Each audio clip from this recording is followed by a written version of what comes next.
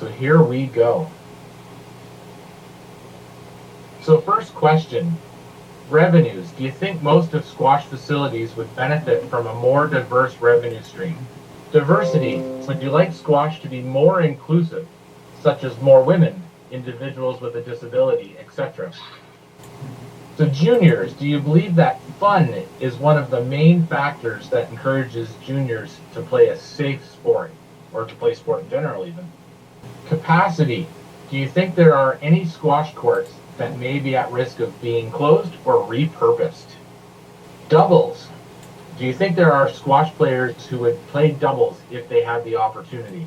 So that's the end of our questions, and I think based off the responses, as everyone can see, there's an overwhelming interest in trying to find something new and creative to help squash come back from this pandemic. And the feeling of our panel today is that Squash 57 just might be the answer to help your squash clubs try something new. And so with that being said, without further ado, I'm going to turn it over to our lead presenter today, Dave Morrish, who will introduce himself and his presenters. And I am going to just switch my screen to today's presentation. Welcome, Dave. Thanks, Jeff. Hi, everyone, and welcome to our Squash Canada webinar on Squash 57. I'm Dave Morrish and have been blessed with a lifelong career in squash. I came to Canada 10 years ago, and it was in Windsor 5 years ago that I fell in love with Squash 57. We had a good 30 active players in our club before the pandemic hit. Squash 57 has most definitely prolonged my playing career. Unbelievably, there are over 80 of you here today from right across Canada and Barbados, Colombia, Costa Rica, USA, the UK. Thank you so much all for joining us today. You just got a brief taste of what Squash 57 is. Now let me introduce you to our speakers. Patrick Osborne is not only a very accomplished player in both squash, tennis and Squash 57, he is also probably the most knowledgeable person on the planet about Squash 57. He is chair of the WSF Squash 57 Commission, and he's also our guest of honour. Pete Goodings was one of the top UK Squash 57 players before coming to Canada 7 years ago. He still plays both squash and Squash 57 to a high level. He is also head pro as well as manager of the Glenora Club in Edmonton. Lolly Gillen has very much been the glue. She brought us all together and the reason that we're all here today. She's a very passionate doubles player and has over 50 doubles titles to her name. She was president of Squash Canada for 5 years and is now Secretary General of the Pan American Squash Federation and a recent addition to the WSF Squash 57 Commission. Lastly, but most definitely not least, I'm delighted we have our very own President of Squash Canada, Steve Wren. Steve has played squash at the highest level, including winning a British Open. And though he's not yet tried Squash 57, he's well aware of its potential and impact. You'll see from the agenda that we've got quite a lot to get through today. So without further ado, we're going to get cracking, and I am going to pass over to our guest of honour, Mr. Squash 57 himself, Patrick Osborne. So thank you, Dave.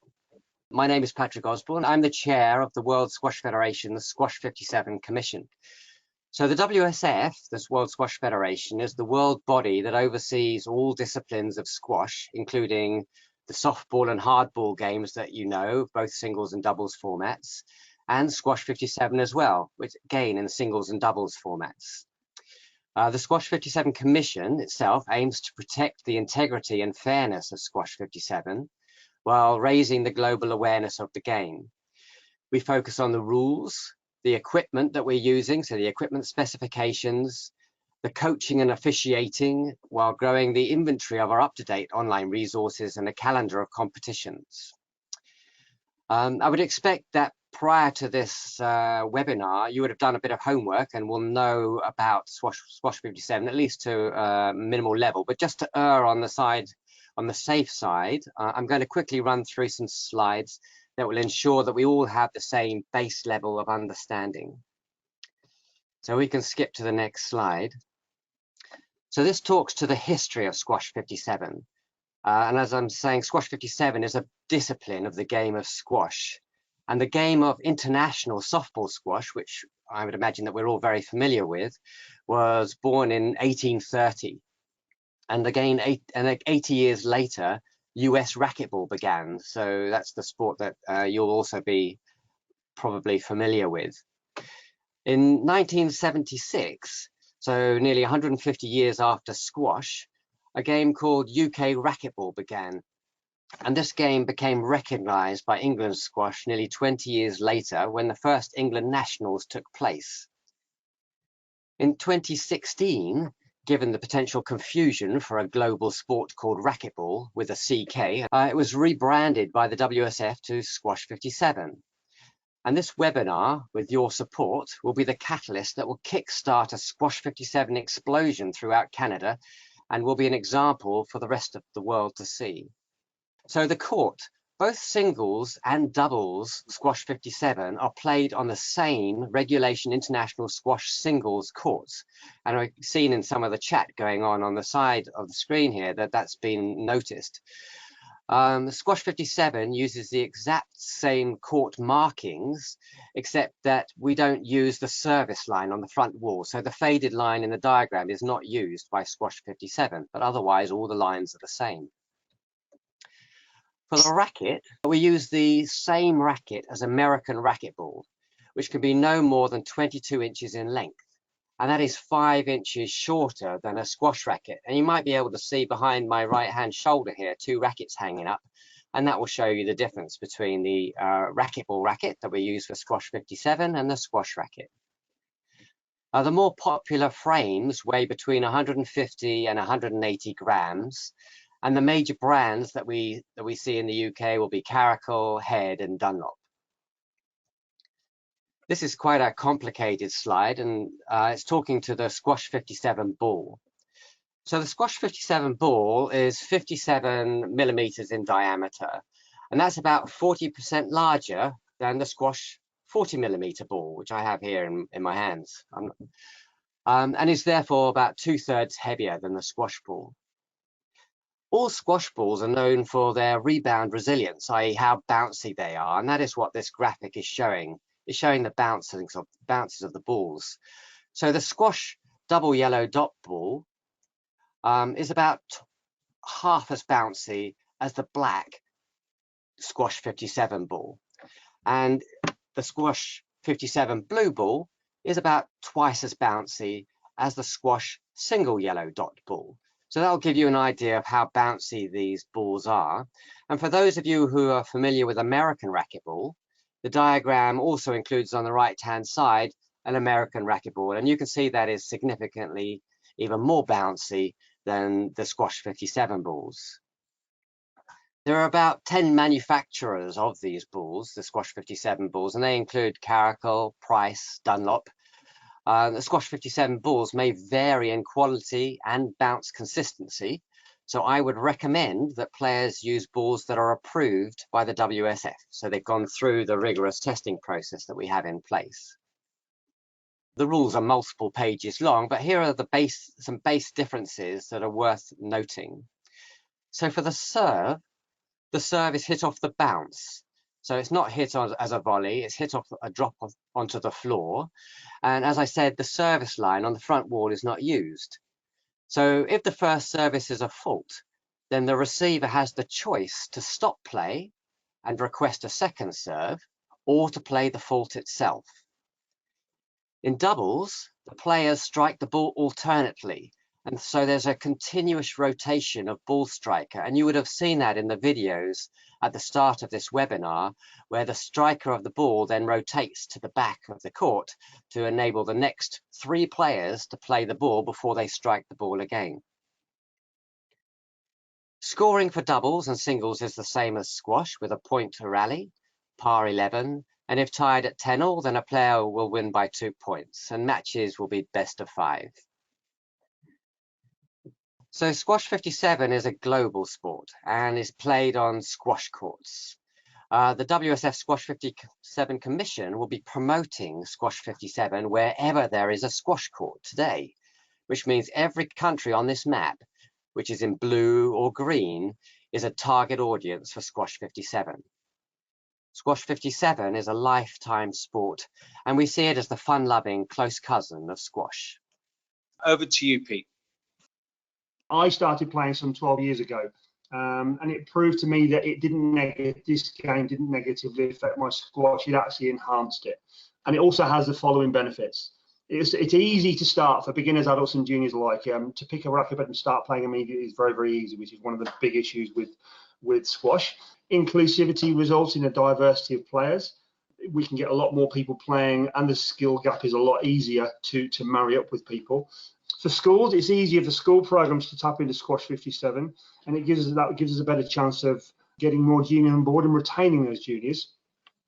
There's no additional court markings required, as it's played on the same court as singles squash. And also, the equipment is relatively inexpensive, and it generally lasts a lot longer than a squash racket. Even though you have the same walls and things to deal with, they seem to be far more robust. So you don't actually have to fork out a lot of money for this equipment, and less often. It's great fun to play. I actually find I have more fun playing Squash 57 than I do squash a lot of the time. It's a very strategic game, and it bridges all the skill gaps. We often find that a lot of our club players who are better at squash can play far more fun and competitive games with lesser level players in their club, because it's the ball's harder to kill and the rallies go on for longer. So it encompasses a lot more people playing, and it gives you a lot more people to choose from the same playing pot. As we saw in the introduction video, we've got world champions like Nick Matthew and Peter Nicol having competitive doubles matches with club level players. That's a good indication of what it can do. It can generate a big pool of enthusiastic, fun-loving players from the ground up very quickly. And clubs will significantly notice an increased number of people coming through their doors because it's such a diverse sport, and it can increase in midweek off-peak court usage, as well as doubling the number of ladders and leagues. For events, Squash 57 events for all levels, from club player through to provincial and up to national competitions, have been experienced in England, and the growth in England was, before I came over to Canada 7 years ago, it was a booming sport. And as far as I'm aware, talking with Patrick, it's only gone on to bigger and better things. It's a very hard game to stop as well. The rallies are typically aerobic, strategic, and therefore easier on the joints. And I've certainly found it complements my squash perfectly. Being a close cousin of squash, it keeps the feelings of squash alive for those that have had to stop playing previously due to injury or feeling like they're just getting old. And that's not necessarily the main barrier, but is one of the things that stops people playing squash sometimes. Thus can give us a new lease of life and extend on-court time for people literally by decades. And also, there are several people who've come back to the squash court who've had game sort of stopping injuries, and Dave Morris is a test to that. He's had several knee operations, and he's now playing Squash 57 because his body allows him to. It teaches patience, resilience, rally building. The game of doubles is also fabulously entertaining and engaging. The sport as a whole can improve your footwork because the rallies are generally longer, and it further ingrains movement patterns as long as they're done correctly in the first place. There are way more benefits than we've listed, but this just gives you a flavour of what it can do for clubs, players, coaches, and our sport as a whole, and covers off most of all of the questions from the slide that we showed earlier and the questions that were asked. So that's my part about Squash 57. So I'll hand back to Dave, and he can move you on. Thanks, Pete. Very interesting. Yeah, I'll agree with him on that one. Squash 57 has most definitely prolonged my career.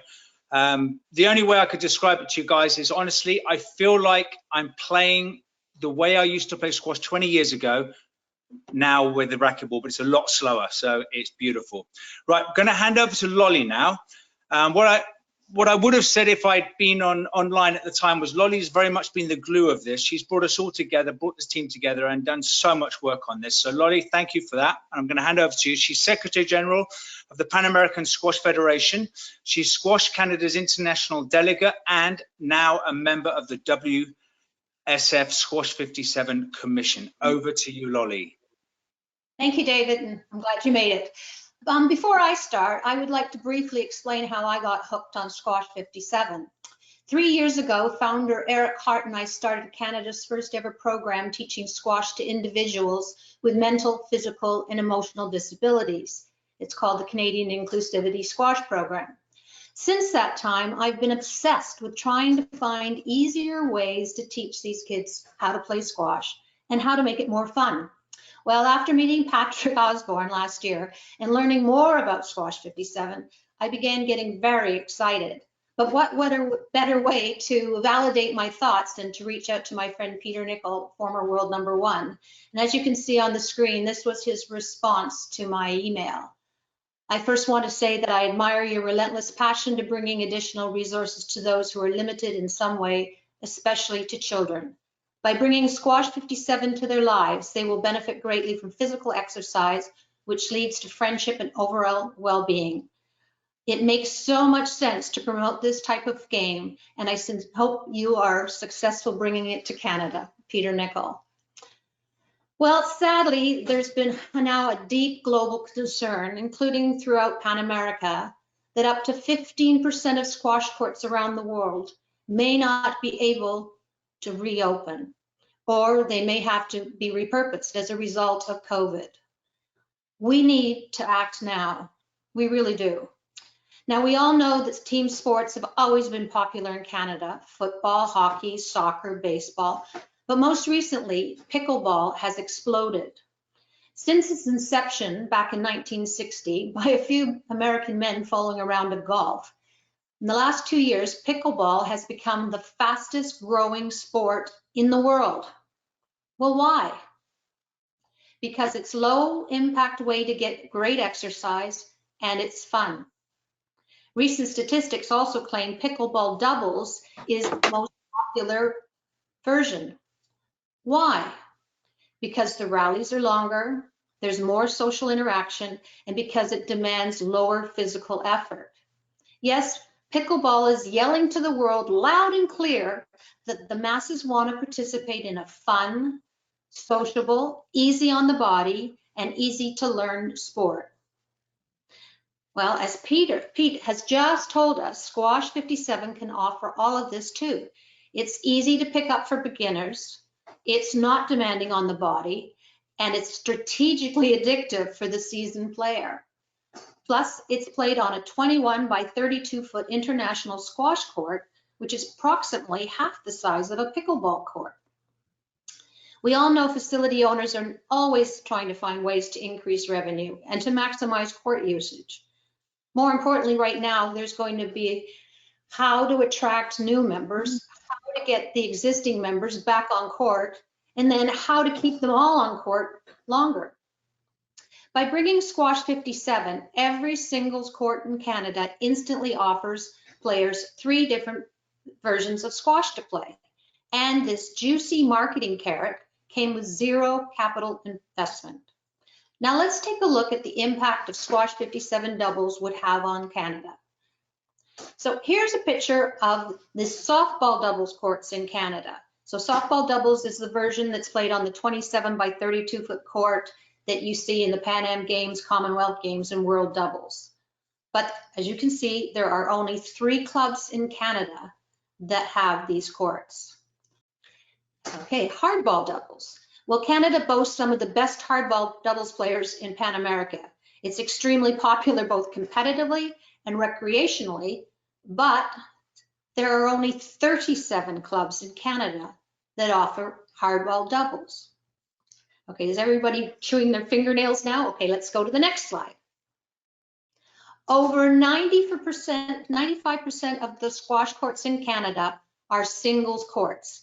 Now knowing that Squash 57 doubles is played on the exact same court as Squash 57 singles, which is played on the exact same court as international softball singles, over 1,000 courts in Canada, and that's not including hotels, private homes, non-member clubs. So think of it, can instantly offer every player a WSF sanctioned game of doubles, Squash 57 doubles. Ladies and gentlemen, as you can see, Squash 57 is a real game changer. The value proposition of a squash membership has more than doubled without the facility spending a dime. As we saw back on the slide in the questionnaire, 95% of you said that you would know or would like to try doubles. Embracing Squash 57 will not only help grow the sport of squash in Canada and Pan America, it's going to help make it more inclusive sport. It's going to make it more attractive to new and different audiences, and it's going to keep those who love to play on the court for many, many years to come. I sincerely hope everyone is as excited as I am to try Squash 57, and thank you so much for your attention today. Thank you very much, Lolly. That was awesome. So just to pull all this together now, we want to see where Canada stands, Squash Canada, and this is why we're delighted that we've got Steve Wren with us. So Steve, I'm going to pass over to you now to let us know what's happening with Squash Canada and this beautiful game of Squash 57. G'day, Dave, and everyone out there. Thank you very much. Pleasure to be amongst this esteemed panel. I'm the guy who hasn't played this game, but I've heard a lot about it. And in my role as President of Squash Canada, I think we have a responsibility to explore what can be developed with this game within the confines of our own sport at the moment. What I'd like to talk about is where Squash 57 fits into the anticipation of our sport in the future, and how Squash Canada can assist this in clubs development and player participation.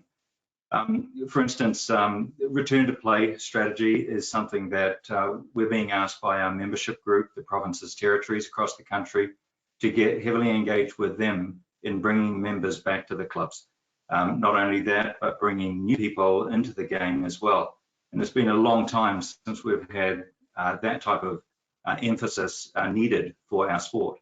We see Squash 57 as being one of those opportunities to be able to help us interest people with putting a racket in their hand in whatever format that it may be in order to play on our squash courts. I see this being a part of our ongoing communications with the PTs. We're entering into our next quadrennial for strategic planning, and Squash 57 has now wedged itself firmly into our considerations of what we need to do to be able to ensure that participation grows. How do I see it at club level? Well, diversification of a club's programs is obviously an interesting opportunity for members. I can see in a squash club how you've got your squash programming going on in one section and your Squash 57 taking place in another section, and they can speak to both types of members, both types of player. Doubles play, as you can see, facilities without doubles courts means a lot to us. That 4 people onto a court and court utilization starts increasing. We love that one.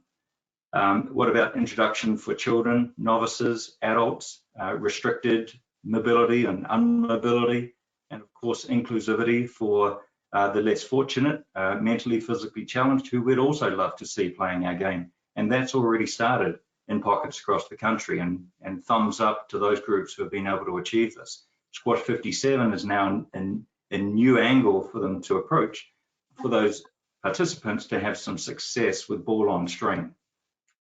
I also see, where do we fit Squash 57 in with our national championships? I get questioned this type of thing.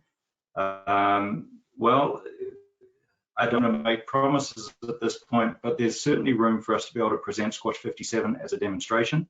And we know what that means, not necessarily a serious event, but certainly one which can promote what the activity looks like, feels like, sounds like, and talk to people who are actually playing it, give people an opportunity.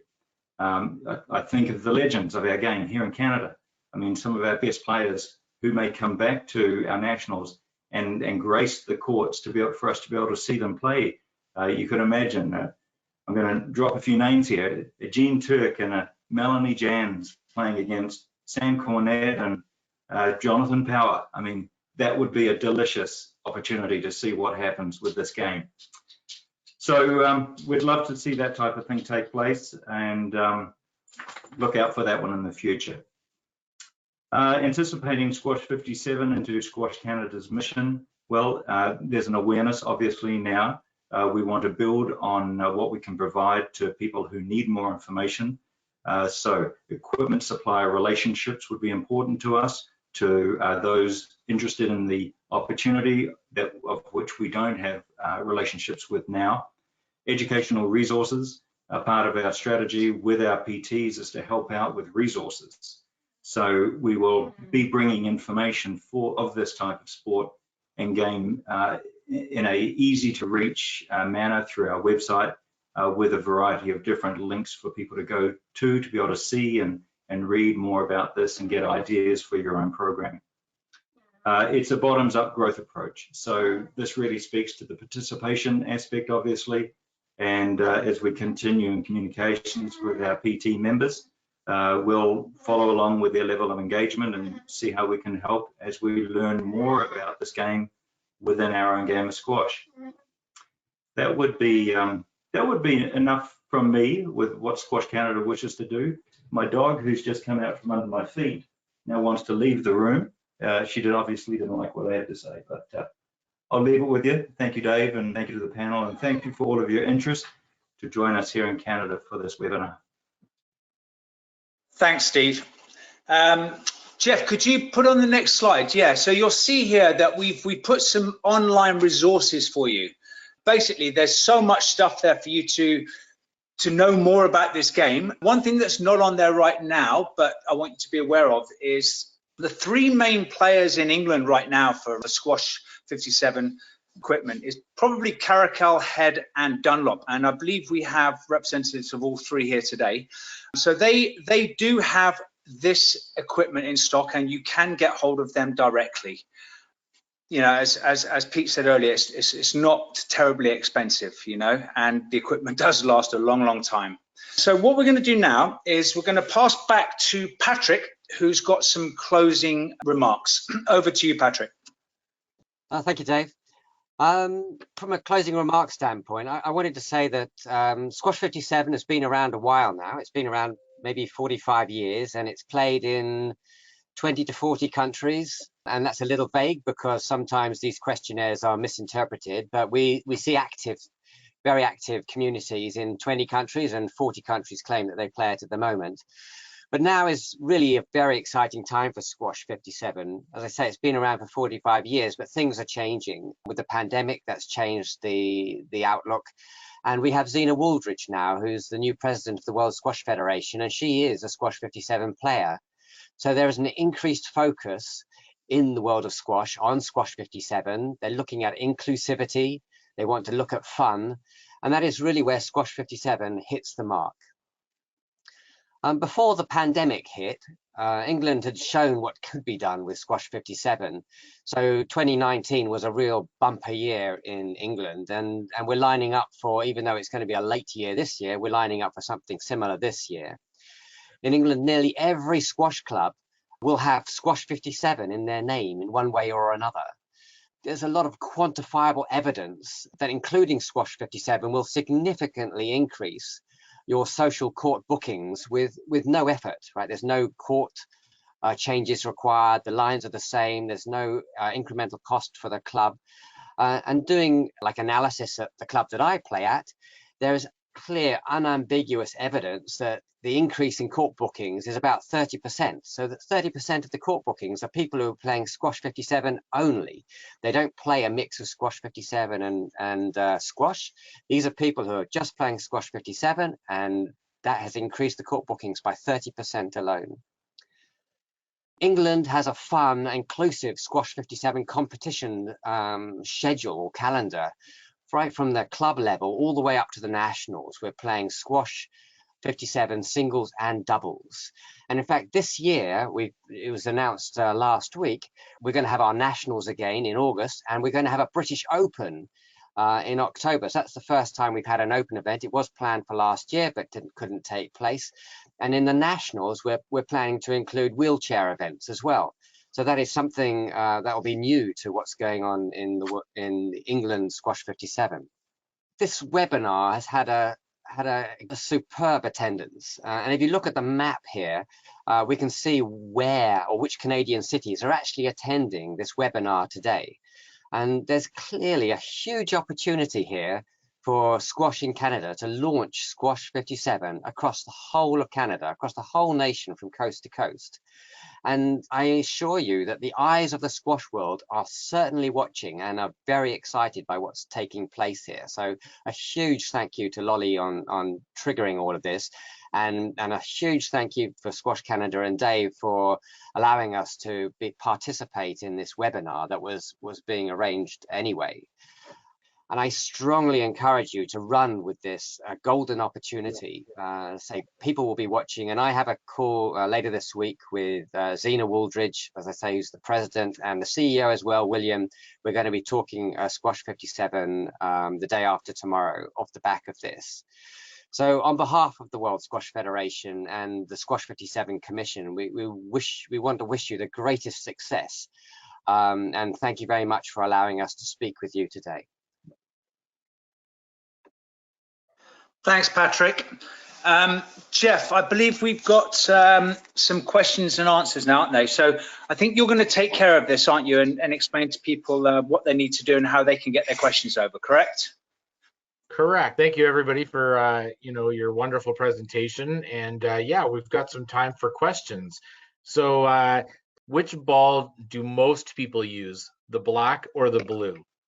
Okay, and that is a great question. So we have the two balls, the black and the blue, and the black is not as bouncy as the blue ball, and it's a personal preference.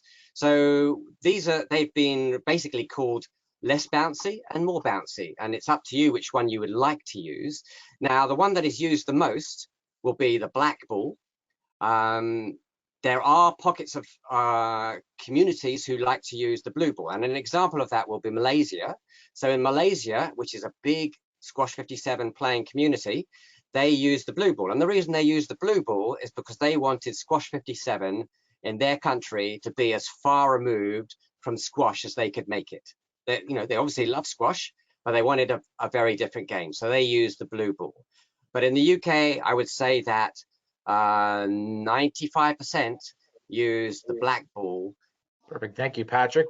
Next question, Patrick, if you want to answer this one as well, just some clarification around the Squash 57 ball.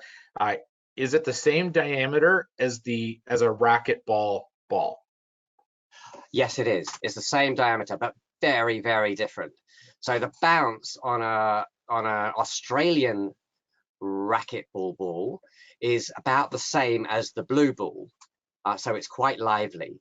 The American racquetball ball, and I know there are variations on that, and actually the IRF are trying to slow down their balls because to make the game more interesting to the audience, because the audience can't keep up with their regular balls, are much, much more lively than our blue ball.